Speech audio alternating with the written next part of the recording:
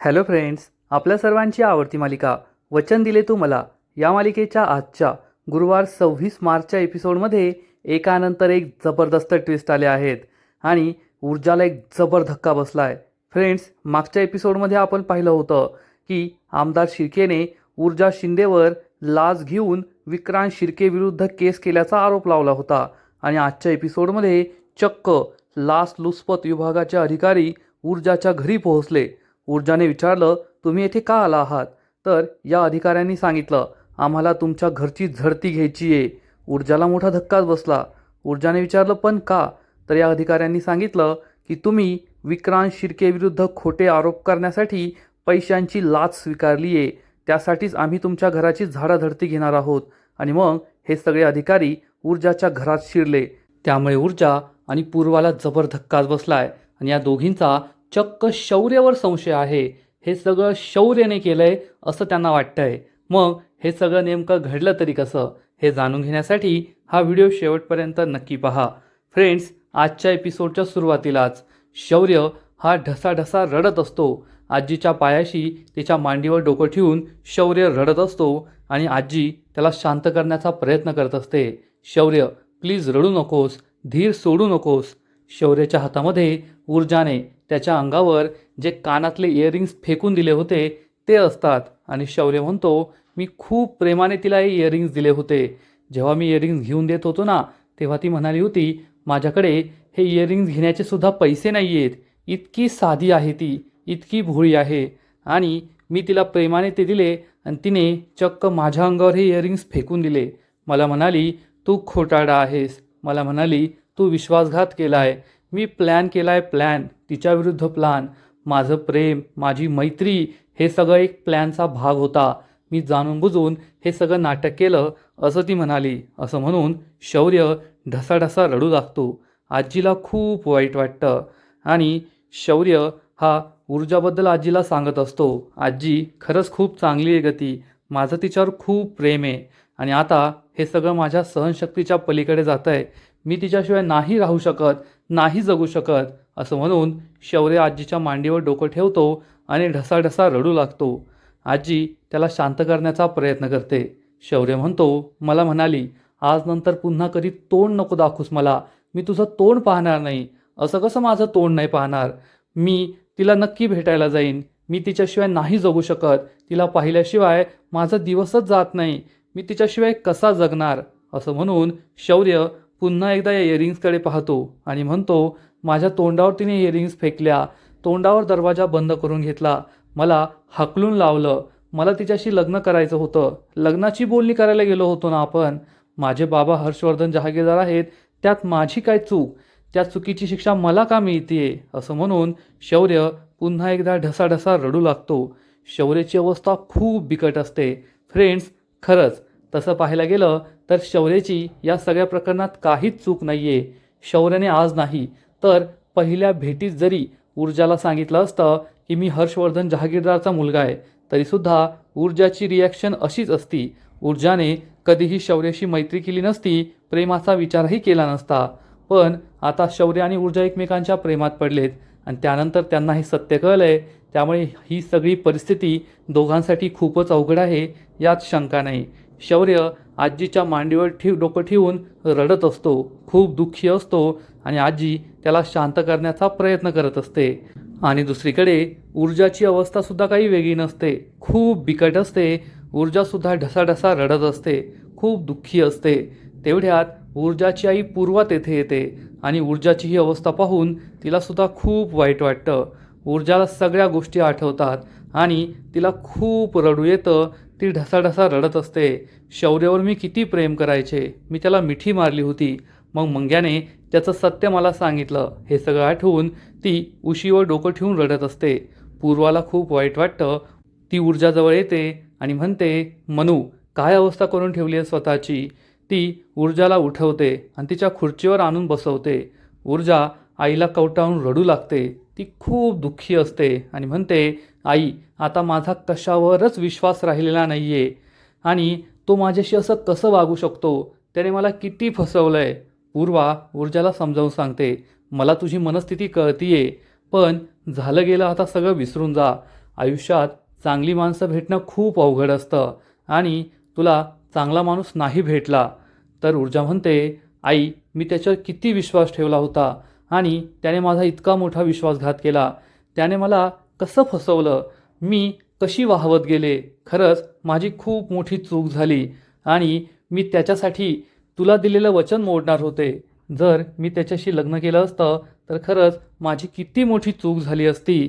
मी आयुष्यात स्वतःला कधीच माफ करू शकले नसते. असं म्हणून ऊर्जा आईला घट्ट मिठी मारून ढसाढसा रडू लागते आणि पूर्वा तिला समजावून सांगते, मनुबाळा रडू नकोस, यात तुझी काहीच चूक नाही आहे आणि तू फसलीस तशी मी सुद्धा फसले ना. मला सुद्धा वाटलं की तो चांगला मुलगा आहे, परंतु तो चांगला मुलगा नव्हता. पूर्वा ऊर्जाला बसवते आणि समजावून सांगते, ऊर्जा आपल्या आयुष्यात आनंदाचे क्षण म्हणता येतील असे खूप कमी आहेत, बोटावर मोजण्या इतके. पण आपल्या आयुष्यात नेहमी दुःख, त्रास, संकटच आली आहेत आणि हा सुद्धा त्याचाच एक भाग आहे असं समज आणि पुढे चल. पण ऊर्जा खूप निराश असते आणि म्हणते, आई मी आता काहीच करू शकत नाही, माझ्यात ताकदच नाही उरली आहे, सगळं काही संपलंय असं मला वाटतंय. पूर्वा ऊर्जाला समजावून सांगते, ऊर्जा तू असं का बोलतीये की सगळं काही संपलं. तुझे बाबा आपल्याला सोडून गेले तरी सगळं काही संपलं नाही. तू मी आपण जगतोयस ना. मग फक्त तो शौर्य तुझ्या आयुष्यात नसेल तर तुझं संपूर्ण आयुष्य कसं संपेल. ऊर्जाला सुद्धा ही गोष्ट पटते आणि पूर्वा ऊर्जाला समजावून सांगते, तुझं जे उद्दिष्ट आहे ना ते खूप मोठं आहे. फक्त पद्माच नाही तर पद्मासारख्या हजारो लाखो मुली तुझ्याकडे आशेने बघताय की ऊर्जा आम्हाला न्याय मिळवून देईल. हे तुझं पेज पहा. असं म्हणून आपली मुलगी, आपला सन्मान हे पेज पूर्वा ऊर्जाला दाखवते आणि त्यावर चक्क 2,43,000पेक्षा जास्त फॉलोअर झालेले असतात. पूर्वा ऊर्जाला समजावून सांगते, इतक्या लोकांचा पाठिंबा तुला आहे, हे लोक तुला आशेने पाहताय की ऊर्जा आमची केस लढणार, आम्हाला न्याय मिळवून देणार आणि तू या लोकांसाठी आता जगायला पाहिजे. वैयक्तिक आयुष्य, वैयक्तिक आयुष्यातील समस्या या तर प्रत्येकालाच असतात, परंतु ज्यांना आयुष्यात काहीतरी मिळवायचं असतं, काहीतरी बनायचं असतं ना, त्या व्यक्ती या सगळ्यांचा विचार नाही करत. ऊर्जाला हे पटतं आणि ती आईला मिठी मारून पुन्हा एकदा रडू लागते. पूर्वा तिला समजवण्याचा प्रयत्न करते. संध्याकाळ झालेली असते आणि इकडे शौर्याच्या घरी विजया हर्षवर्धनला सांगते, आज आमदार शिर्केंचा कॉल आला होता आणि त्यांनी सांगितलं की आता लग्नाची घाई करण्याची गरज नाही आहे, काही दिवसांनी लग्न ठरवूया. हे ऐकून हर्षवर्धन तर खुश होतो, कारण त्याला माहीत होतं एकदा का आमदार शिर्केला आपण ती आयडिया दिली की ऊर्जा शिंदेने सगळं लाच घेऊन केलंय, मग तो लग्नाची आणि साखरपुड्याची घाई करणार नाही. पण विजयाला मात्र हे काही कळतच नाही की ते असं काय करताय. कधी लग्नाची साखरपुड्याची खूप घाई करतात आणि कधी नको नको असं म्हणून सगळं काही मागं ठेवतात. विजया आणि दिव्याला सुद्धा कन्फ्युजन झालेलं असतं आणि दिव्या विचार करते, हे काय चालू आहे, या घरात काही मजाच येत नाहीये. कधी लग्न ठरतं, कधी लग्न मोडतं, का ठरलं माहीत नाही, का मोडलं माहीत नाही, काहीतरी मजा आणायला पाहिजे. आणि विजया हर्षवर्धनला विचारते, मी त्या आमदार शिर्केंना कॉल करून विचारू का. तर हर्षवर्धन चिडून म्हणतो, काही गरज नाही आहे, लग्न थांबलंय ना ते चांगलंच आहे, काही फोन करून विचारायची गरज नाही आहे. तेवढ्यात दिव्या म्हणते, हो ना, मला सुद्धा खूप कन्फ्युजन झालंय, या घरात काय होतंय, काय चाललंय काही कळतच नाही. आता माझी सख्खी बहीण ऊर्जा या घरात येऊन गेली तरीसुद्धा मला कळलंच नाही. हे ऐकून हर्षवर्धनच्या पायाखालची जमीनच सरकते. विजयाला सुद्धा मोठा धक्काच बसतो की हे दिव्याला कसं कळलं. आणि हर्षवर्धन रागारागाने दिव्याकडे पाहू लागतो. तो उठून उभा राहतो आणि दिव्याला जाब विचारतो, ऊर्जा शिंदे या घरात आली होती का. दिव्या म्हणते, हो बाबा, पण मला नाही माहीत कशी आली, आईंनीच तिला आणलं होतं. हर्षवर्धनच्या पायाखालची जमीनच सरकते. विजयाने चक्क ऊर्जा शिंदेला या घरात आणलं यावर त्याचा विश्वासच बसत नाही आणि तो विजयाकडे आपला मोर्चा वळवतो आणि विजयाला जाब विचारतो, काय बोलतीये दिव्या, तू ऊर्जा शिंदेला आपल्या घरात घेऊन आली होती. विजया खूप घाबरते, काय बोलावं काय उत्तर द्यावं हेच तिला समजत नाही. हर्षवर्धन जोरात ओरडतो, विजया काय विचारतोय मी, तू ऊर्जा शिंदेला या घरात घेऊन आली होती. तर विजया सांगते, हो, पण मला माहीत नव्हतं की ती ऊर्जा शिंदे. हर्षवर्धन विजयाला जाब विचारतो, माहीत नव्हतं म्हणजे असं रस्त्यावरच्या कोणाला पण तू घरात घेऊन येतेस का आपल्या. तर विजया सांगते, नाही तसं नाही, मी मंदिरात पाय मुरगावून पडले होते ना तेव्हा तिने मला मदत केली होती, म्हणून मी तिला घरी घेऊन आले होते, पण मला तिचं नाव नव्हतं माहीत. हर्षवर्धन विचारतो, मग तू तिला तिचं नाव नाही विचारलं का? विजा सांगते, मी तिला घरी आणलं, नाव विचारलं, पण त्याच वेळेस तिला ठसका लागला आणि मग नावाचं राहूनच गेलं. हर्षवर्धन चिडून म्हणतो, अगं बाई, तुला काही कळतंय का? माझ्या विरोधी पक्षाची वकील या घरात येऊन गेली आणि जर हे बाकीच्या लोकांना कळलं तर ही संपूर्ण केस माझ्यावर उलटू शकते. याचे किती वाईट परिणाम होऊ शकतात हे तुला समजतंय का? आणि जर आमदार शिर्केंना हे समजलं तर त्यांना काय उत्तर द्यायचं? त्यांना तू उत्तर देशील का? विजया खूप घाबरते. तेवढ्यात आदित्य, शौर्य आणि कुमुदिनी सुद्धा तेथे येतात आणि हर्षवर्धन विजयाला जाब विचारतो, विजया, हे तू खूप चुकीचं केलंय. तर विजया म्हणते, सॉरी अहो, माझी खूप मोठी चूक झाली. हर्षवर्धन ओरडून म्हणतो, चूकच झालीये तुझी, खूप मोठी चूक झालीये. मूर्ख कुठली, त्या ऊर्जा शिंदेला घरात घेऊन आली, असं रस्त्यावरच्या कोणालाही घरात घेऊन येशील का? काही कळतं की नाही तुला? जर बाहेर मीडियाला ही गोष्ट कळली ना तर माझं आणि त्या ऊर्जाचं काहीतरी संगनमत सुरू आहे. मी तिला लाच देण्याचा प्रयत्न करतोय असं लोक म्हणतील आणि सगळी केस माझ्या हातून निघून जाईल. उद्या ते आमदार शिर्के माझ्या डोक्यावर येऊन बसतील ते वेगळेच. आणि तू त्या ऊर्जा शिंदेला घरात घेऊन आली आहे. तुला मी शेवटचं सांगतोय, ती ऊर्जा शिंदे मला या घरात काय, या घराच्या 10 किलोमीटरच्या रेडियसमध्ये सुद्धा नको आहे. ती ऊर्जा शिंदे मला आवडत नाही आणि मला तिच्याशी कोणतंही नातेसंबंध नको आहे, हे लक्षात ठेवायचं. विजया आणि घरातील सगळ्यांना मोठा धक्काच बसतो. कुमुदिनी ही सुद्धा शौर्याकडे पाहते. शौर्य आपल्या बेडरूमच्या बाल्कनीमधून हे सगळं पाहत असतो आणि आपले वडील चक्क ऊर्जाला नजरेसमोर उभा करायला सुद्धा तयार नाही आहेत. मग मी ऊर्जाशी लग्न कसं करणार? भविष्यात आमच्या नात्याचं काय होणार? हाच प्रश्न शौर्यला पडतो. आणि तसंही ऊर्जाने तर त्याच्याशी सगळं नातंच तोडलंय, त्यामुळे आपलं काही खरं नाही, सगळं संपलंय असं शौर्यला वाटत असतं. तर दुसरीकडे ऊर्जा ही पुन्हा एकदा तोंड सोडून बसलेली असते. पूर्वा तेथे येते आणि म्हणते, चल मनू, जेवण करायला. तर ऊर्जा म्हणते, नाही आई, माझी जेवण करण्याची इच्छाच नाहीये. पूर्वा म्हणते, कशाला स्वतःच्या शरीराला त्रास देतेय? मला माहिती आहे तुझी मनस्थिती ठीक नाहीये, पण तू जेवण केलं नाही ना तर तुझी शारीरिक अवस्थासुद्धा आणखीन बिकट होईल, तुला जास्त त्रास होईल. चल जेवण करून घे. पण ऊर्जा जेवण करण्यासाठी तयार होत नाही. पूर्वा म्हणते, ठीक आहे, जोपर्यंत तू जेवण करणार नाही ना तोपर्यंत मी सुद्धा जेवण करणार नाही. ऊर्जा दुःखी होऊन म्हणते, आई प्लीज, आधीच मी खूप दुःखी आहे, मला आणखीन त्रास देऊ नकोस, तू जेवून घे. पूर्वा म्हणते, मी तुला त्रास देते का? आणि तू जेवण केलं नाहीस तर मला त्रास होणार नाही का? आणि तू जेवली नाहीस तर माझ्या घशाखाली घास उतरेल का? तू चल माझ्याबरोबर जेवायला. ऊर्जा नाही म्हणते. तर पूर्वा म्हणते, ठीक आहे, जोपर्यंत तू जेवण करणार नाही ना तोपर्यंत मी अशीच येथे बसून राहील. ऊर्जा म्हणते, काय आई?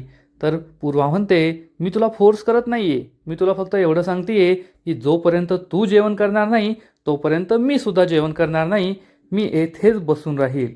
आणि ऊर्जा पुन्हा एकदा रडू लागते आणि म्हणते, आई, माझी कसलीच इच्छा होत नाहीये काहीच खाण्याची, काही करण्याची. मला खूप वाईट वाटतंय, खूप दुःखी झाली आहे मी. पूर्वा म्हणते, ठीक आहे, तुला हवा तेवढा वेळ घे. आणि पूर्वा तेथून जाऊ लागते. तेवढ्यात तिला शगुनाचं सामान खाली पडलेलं दिसतं आणि पूर्वाला आठवतं की ऊर्जाने कुमुदिनीच्या हातातून हे शगुनाचं ताट खाली फेकून दिलं होतं आणि तेव्हाचं हे ताट येथेच पडलंय. पूर्वा हे ताट, हे सगळं सामान एकत्र करते. ऊर्जा हे पाहते आणि विचारते, आई, हे काय करतेस तू? पूर्वा तिला म्हणते, दुपारचं हे असेच पडेले, मी ते आतमध्ये ठेवून देते. ऊर्जा खूप चिडते. पूर्वाच्या हातातून हे सामान घेते, घराचा दरवाजा उघडते आणि चक्क घराबाहेर हे शगुनाचं सगळं सामान फेकून देते. यामध्ये साडी असते, गजरा असतो, सोन्याचे दागिने सुद्धा असतात आणि ऊर्जा हे चक्क घराबाहेर फेकून देते. त्यामुळे पूर्वाला मोठा धक्काच बसतो. ऊर्जा पूर्वाला म्हणते, आई, तू एक नियम केलाय ना की त्या घरातलं कोणतंच सामान आपल्या घरात असायला नको, मग या वस्तू तरी आपल्या घरात का? म्हणून मी हे सगळं फेकून दिलंय आणि या वस्तूंची हीच जागा आहे आपल्या घराबाहेर. मला खूप भूक लागली आहे, आई, जेवायला वाढ. पूर्वा काहीच बोलत नाही आणि घरात जेवण वाढायला जाते. ऊर्जा या सगळ्या शगुनाच्या सामानाकडे रागारागाने पाहत असते आणि मग दुसरा दिवस उजाडतो. इकडे हर्षवर्धनच्या घरी सगळेजण मस्त नाश्ता करत असतात, पण शौर्य हा गुंगलेला असतो. काल काय घडलं हे सगळं त्याला आठवत असतं आणि त्याचं कशातच लक्ष नसतं. शौर्य हा खूप टेन्शनमध्ये आहे, पण इतर कोणाचंही त्याच्याकडे लक्ष नसतं. तो आपला आपला बसेल असतो. तर हर्षवर्धन हा आदित्यला म्हणतो, आदित्य, आज प्रभाकर नाशिकला वायनरीच्या केससाठी गेलाय. तर त्याच्या ज्या काही अपॉइंटमेंट आहे त्या सगळ्या तू हँडल कर. श्रुती तुला सगळे डॉक्युमेंट देईल. कोर्टात जा, आज मला वेळ नाही आहे, सगळ्या केसेससाठी पुढची तारीख घे. आदित्य हो म्हणतो. मग हर्षवर्धन शौर्यला सांगतो, शौर्य तू सुद्धा आदित्यबरोबर जा आणि एक डोंबिवलीची केस आहे प्रॉपर्टी रिलेटेड, तेथे दत्तक दिलेल्या भावाला सुद्धा प्रॉपर्टीमध्ये हिस्सा हवा आहे. ही केस खूप सोपी आहे, फक्त त्यात एक महत्त्वाची गोष्ट म्हणजे हे सगळं बोलताना हर्षवर्धन शौर्याकडे काही पाहत नाही. शौर्याचं लक्ष नाही आहे हे त्याच्या लक्षात येत नाही आणि दिव्या म्हणते, बाबा तुम्ही एवढं महत्त्वाचं शौर्याला सांगताय पण शौर्याचं तर लक्षच नाही आहे. आणि हर्षवर्धन शौर्याकडे पाहतो. तो शौर्याला आवाज देतो, शौर्य शौर्य, पण शौर्य काही गुंगीतच असतो, त्याचं लक्षच नसतं. आणि विजया शौर्याला हलवते आणि विचारते, काय झालं बाळा, काय झालंय तुला? काल रात्रीसुद्धा तू जेवला नाही, आत्तासुद्धा नाश्ता करत नाही आहे, तुझं लक्षच नाही आहे.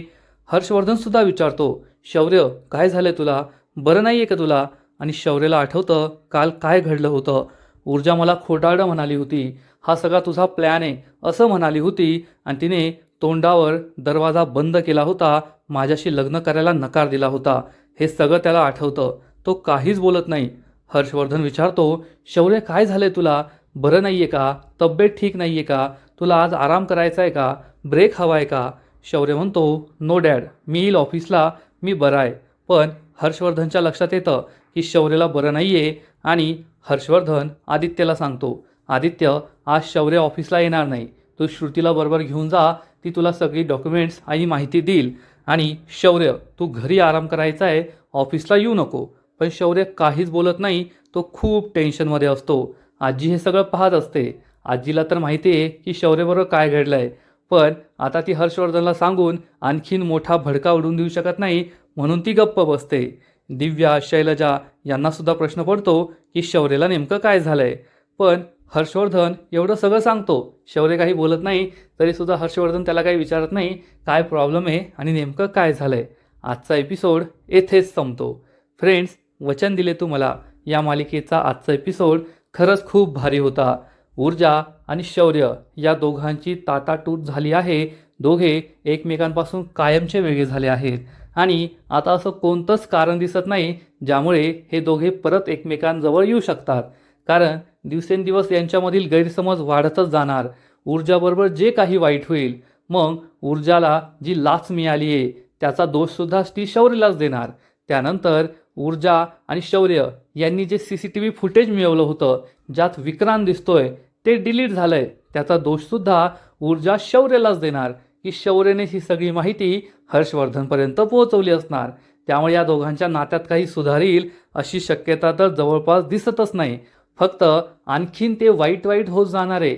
जेव्हा हर्षवर्धनला कळेल की शौर्याचं ऊर्जावर प्रेम होतं आणि ऊर्जाला हे सगळे पुरावे मिळवून देण्यासाठी शौर्याने मदत केली होती, तेव्हा शौर्याच्या आयुष्यात आणखीनच संकटं वाढतील यात शंका नाही. आजचा एपिसोड तर भारी होता, पण या मालिकेचा पुढील एपिसोड आणखीन डेंजरस असणार आहे. एक खूप मोठा ट्विस्ट या मालिकेत येणार आहे. मग नेमकं घडणार तरी काय आहे? तर फ्रेंड्स, पुढील एपिसोडमध्ये आपण पाहू की ऊर्जाच्या घरी चक्क लाचलुचपत विभागाचे अधिकारी येतील आणि म्हणतील की आम्ही तुमच्या घराची झाडाझडती घेण्यासाठी आलो आहोत. ऊर्जा विचारेल, पण माझ्या घराची झडती का? तर हे लाचलुचपत विभागाचे अधिकारी सांगतील, तुम्ही चक्क लाच घेऊन आमदार विक्रांत शिर्के यांच्या विरुद्ध खोटे आरोप केले आहेत आणि तुमच्या घरात हे पैसे आहेत की नाही हे शोधायला आम्ही येथे आले आहोत. ऊर्जा आणि पूर्वाला जबर धक्काच बसणार आणि हे अधिकारी नोटीस दाखवून चक्क ऊर्जाच्या घरात शिरतील. आणि लाचलुचपत विभागाचे अधिकारी म्हणजे ते संपूर्ण घराची वाट लावणार. ऊर्जाने कोठे पैसे लपून ठेवले आहेत हे शोधण्यासाठी सगळीकडे चिरफाड करतील. सगळे भांडे कपडे सगळे इकडचे तिकडे फेकून देतील. सगळे डॉक्युमेंट चेक करतील. पूर्वा आणि ऊर्जाला त्यामुळे मोठा धक्काच बसेल. आणि मग पूर्वा ही ऊर्जाला विचारणार, ऊर्जा तुला काय वाटतं हे सगळं कुणी केलं असेल? ऊर्जा आणि पूर्वाच्या मनात एकाच वेळेस ही शंका येणार की हे दुसरं तिसरं कुणी नाही तर नक्कीच शौर्याने केलं असणार. त्यामुळे ऊर्जा आणि पूर्वा या दोघींचा पूर्ण संशय असणार की यामागे नक्कीच शौर्य आहे. शौर्यानेच हे सगळं केलेलं असावं. म्हणजे ऊर्जा ही स्वतः इतका मोठा मूर्खपणा करतीये त्याचं काही नाही. आता या सगळ्या प्रकरणामध्ये ऊर्जाला अजून हे सुद्धा कळलं नाहीये की CCTV फुटेज डिलीट झालंय. त्याला जवळपास 1 आठवडा झाला, परंतु ना इन्स्पेक्टर गुळगुत्ते ना ऊर्जा कुणालाच याबद्दल काहीच माहिती नाहीये. त्यानंतर ऊर्जाच्या अकाउंटवर 5 लाख रुपये आले हे सुद्धा ऊर्जाला कळलं नाही. ती बँकेचे मेसेज चेक करत नाही, स्वतःचं बँक अकाउंट चेक करत नाही, तिला काही देणं घेणं नाही. त्याचबरोबर काल 1 दिवस आधी आमदार शिर्केने प्रेस कॉन्फरन्स घेतली होती, ती सगळीकडे व्हायरल झाली असेल, पण ऊर्जाला कुणी कॉन्टॅक्ट केला नाही, कुणी तिला सांगितलं नाही, चाळीतल्या कुणी तिला सांगितलं नाही की आमदार शिर्केने अशी प्रेस कॉन्फरन्स घेऊन तुझ्यावर आरोप लावले आहेत. मग तुम्ही जर एवढे बेजबाबदार असाल, तुम्हाला कशाची माहिती घ्यायची नसेल, तर तुमच्याबरोबर हे सगळं होऊच शकतं आणि ऊर्जा त्या सगळ्याचा दोष शौर्यवर लावणार. मग आता पुढे काय होईल हे पाहणं खूप इंटरेस्टिंग असणार आहे. तर फ्रेंड्स, तुम्हाला सुद्धा वचन दिले तुम्हाला ही मालिका आवडते का? नक्कीच कमेंट करून सांगा. आणि या मालिकेचे असेच नवीन नवीन एपिसोड, नवीन नवीन अपडेट सर्वात आधी पाहण्यासाठी व्हिडिओला लाईक करा, शेअर करा, चॅनलला सबस्क्राईब करून बेल आयकॉनवर क्लिक करा. म्हणजे या मालिकेचे नवीन नवीन एपिसोड तुम्हाला सर्वात आधी पाहायला मिळतील. खूप खूप खूप धन्यवाद.